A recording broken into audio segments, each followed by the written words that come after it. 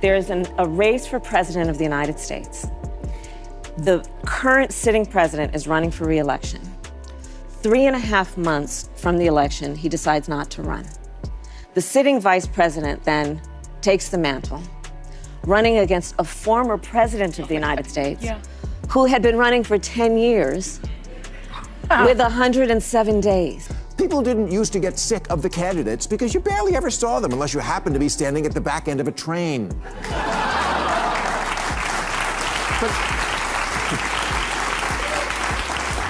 But now we never stop seeing them.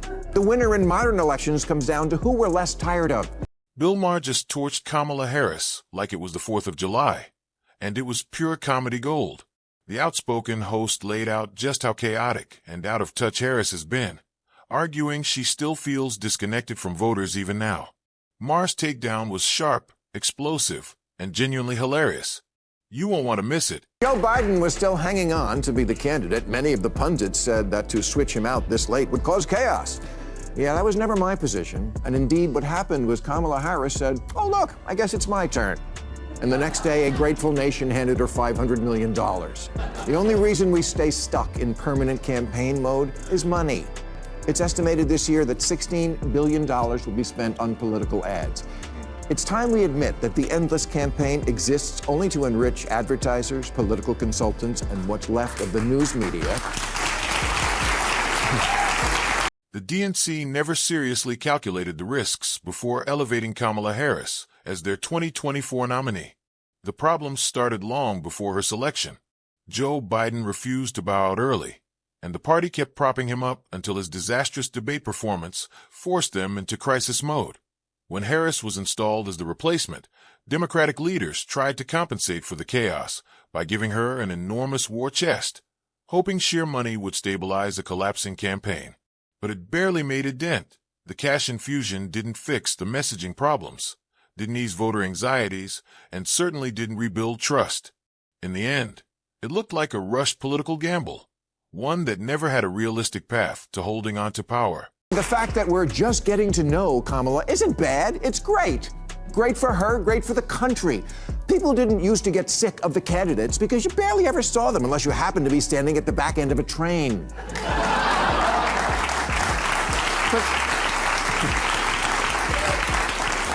But now we never stop seeing them. The winner in modern elections comes down to who we're less tired of. They're just constantly on us. TV, radio, the mail, on our phones, texting. Hey, Bill, Tim Walz here. You up? They're everywhere all the time. Jesus Christ, fuck off. Let mommy put her purse down. Here, Maher's pushing back against Kamala Harris's defenders, who argue that voters simply didn't have enough time to get to know her because her campaign was short-lived. Maher rejects that completely, and frankly, it's hard to blame him. Harris had almost $500 million at her disposal, a massive war chest by any standard. She spent a huge chunk of it on constant ads, celebrity endorsements, and highly staged public appearances. A-list stars with massive followings blasted her face and slogans across social media, flooding timelines with pro-Harris content. This wasn't a visibility problem. If anything, it bordered on overexposure. Voters saw plenty of Kamala, her branding, her messaging, her symbolism. The issue wasn't that people didn't get to know her. Maher's point is that voters got tired of seeing her long before Election Day. The campaign didn't lack time or attention. It lacked resonance. President Harris, in her new book, said it was, quote, recklessness for former President Biden's allies to leave the decision about running for re-election up to him and his family. Do you agree with her? Was it recklessness? Look, I wasn't there, Kristen, on this, and I think the president, again, got us through COVID, ushered us through, brought the economy back from the edge. I think there's question about this, and I want to be very clear. On me talking about the MRI, ageism is a real thing. Ableism is a real thing that we need to be careful of with people. And I think Donald Trump made a cottage industry out of attacking Joe Biden's competency, and it seemed like that got reported a lot. And here we go with the stalling again. The question was simple, yet Tim Walz still managed to sidestep it like he was auditioning for a political talent show. Kamala Harris had already made her stance explicit. She blamed Joe Biden's inner circle for leaving the decision to continue in the race entirely in Biden's hands, and by extension, his family's. According to her, they should have stepped in earlier, taken responsibility, and spared the party the chaos that followed. In short, Harris is pointing directly at Biden's delay and indecision as a major factor in her eventual loss. But instead of dealing with that, Walz tries to redirect the blame toward Donald Trump, as if Trump somehow orchestrated the Democratic Party's internal meltdown. It's a convenient deflection, and a way to dodge acknowledging that the dysfunction came from inside the House. Whether that decision should have been made sooner, history will determine that. What I do know is that going forward, we need somebody in office who's actually going to tackle the things Americans need, whether it's about costs or whether it's about our national security needs and honoring those with our allies. And I think maybe there's a lesson to be learned from what happened with President Biden. If that's the case, it should certainly be applied right now to this president who is putting Americans at risk, is reckless, and is not doing what he's asked to do. And here we are again, back to the familiar anti-Trump fixation. For whatever reason, these people just can't keep Trump out of the conversation, even when he isn't remotely relevant to the topic. But did you notice the subtle slip in Tim Walz's remarks? While he was busy throwing his routine jab at Trump, he also managed to slide Joe Biden under the bus. Quietly, but clearly. When Walz said there was a lesson to be learned from President Biden, he wasn't praising him. He was signaling that Biden mishandled the transition and probably should have stepped aside far earlier. It was an indirect endorsement of the growing Democratic narrative that Biden's hesitation and slow decision-making helped sink the party to SO, while Walz tried to distract everyone with yet another Trump reference. He inadvertently confirmed the very criticism that Harris and others have been pushing from the beginning. Vice President Kamala Harris has left the door open to potentially run office again. Do you still think she's the strongest person to run for president in 2028? Well, I'm glad she's out there, and I'm glad a whole lot of other people are out there, because I think Donald Trump sucks up so much oxygen. We need to have the Democratic Party out on the field, the broad, inclusive Democratic Party, talking about making life more affordable, talking about protecting. And I think Kamala Harris does a wonderful job with that. If she chooses to run, that betters all of us. We will have the process. We'll go through. I'm sure there'll be a lot of folks throw their hat into the ring, but that's good. And we need to make sure that we're providing the alternative that America's asking for. So now it becomes clear why Kamala Harris picked Tim Walz as her running mate. Like Harris, he's skilled at dodging direct questions, as if giving a straight answer were a political hazard. When asked a very simple yes or no question, whether he believes Harris would be a strong candidate in 2028, he couldn't give a definitive answer. And that hesitation says a lot. His refusal suggests one of two possibilities. Either he no longer believes Harris is viable as a future nominee, or he's intentionally keeping his options open for whoever becomes the next rising figure in the party. Personally, it's hard not to assume the former. Harris's 2024 performance undeniably damaged her credibility, and plenty of people inside the Democratic establishment have already whispered she'd be a weak contender in 2028.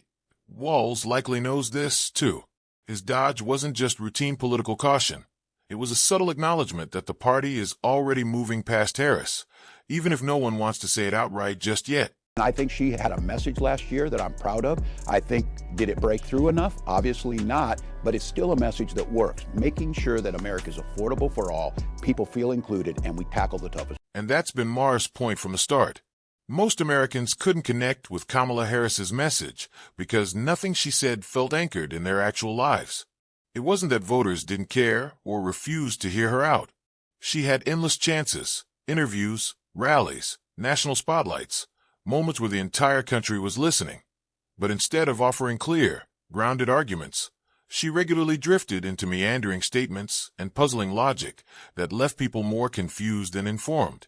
Viewers didn't leave inspired. They left trying to decipher what she had just said. Maher was pointing to a deeper issue. Communication isn't just talking, it's making people feel understood. Harris often sounded detached, overly scripted, or trapped inside loops of vague rhetoric that aimed to sound profound while saying very little. Many Americans simply couldn't make sense of her explanations, and eventually, they gave up trying. When a politician's message starts feeling like a riddle, voters look elsewhere. Maher's criticism wasn't just comedic exaggeration. It tapped into a widespread frustration Harris never found a way to overcome. What was the primary reason, do you think, that you lost? There are many factors, I think, that played into the outcome of that election. But I think probably one of the biggest in my mind is we just didn't have enough time. You didn't have enough time. We didn't have enough time. Oh, yeah. Well, you didn't. And, you know, I mean, one of the reasons I wrote the book is this is unprecedented. Think about this. Yeah. That there's a race for president of the United States. The current sitting president is running for re-election. 3.5 months from the election, he decides not to run. The sitting vice president then takes the mantle, running against a former president of the United States who had been running for 10 years with 107 days. At this point, it's reasonable to say critics believe Kamala Harris keeps shifting her message to stabilize a campaign that never found its footing. Her recent claim that Donald Trump benefited from being a former president when he ran last year collapses the moment you consider her own position. She was the sitting vice president at the time. If previous office supposedly gives a political edge, then she had one too, arguably a stronger one. What makes her argument even more ironic is what she leaves out. While she and the Biden administration were in power, Democrats spent years hammering Trump politically. Critics argue they mocked him, branded him unfit, dismissed his supporters, and framed him as a danger to the country.